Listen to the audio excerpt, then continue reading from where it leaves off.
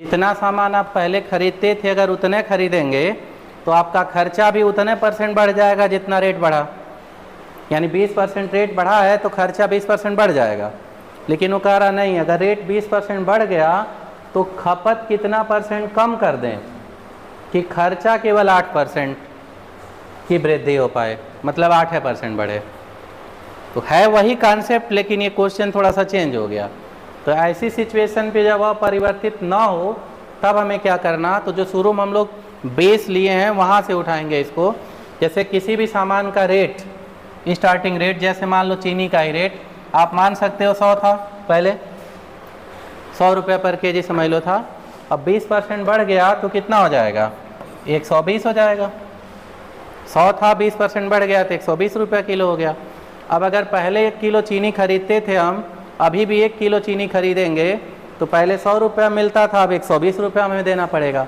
लेकिन कह रहा नहीं, 120 नहीं खर्च करना है, खर्च में केवल 8% की वृद्धि करनी है।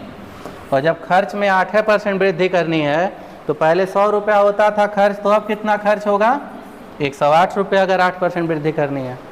तो चीनी का दाम हो गया 120 और खर्च करना 108 रुपया, तो खपत घटानी पड़ेगी ना। अब 1 किलो से कम सामान खरीदना पड़ेगा। अगर 1 किलो पहले लेते थे 120 रुपया में, अब 108 रुपया खर्च करना है, तब 1 किलो नहीं मिल पाएगा। तो कितना % कम करना वही बताना है। तो वही शुरुआत में जो हम लोग चर्चा किए हैं कि एक अमाउंट दूसरे से कितना % कम है, वो तरीका यूज कर लें।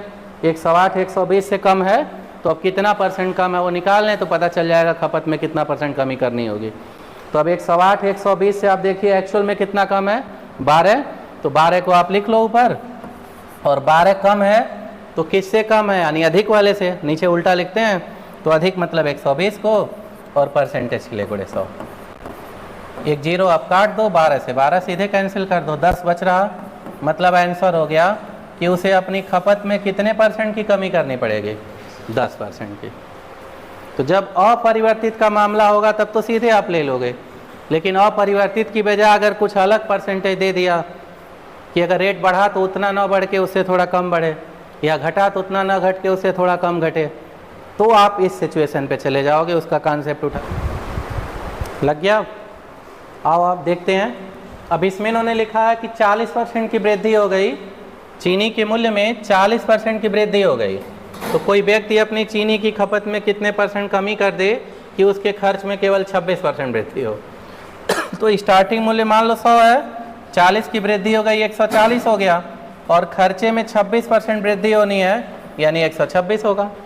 तो रेट 140 हुआ तो खर्च 126 करना, मतलब खपत घटानी होगी।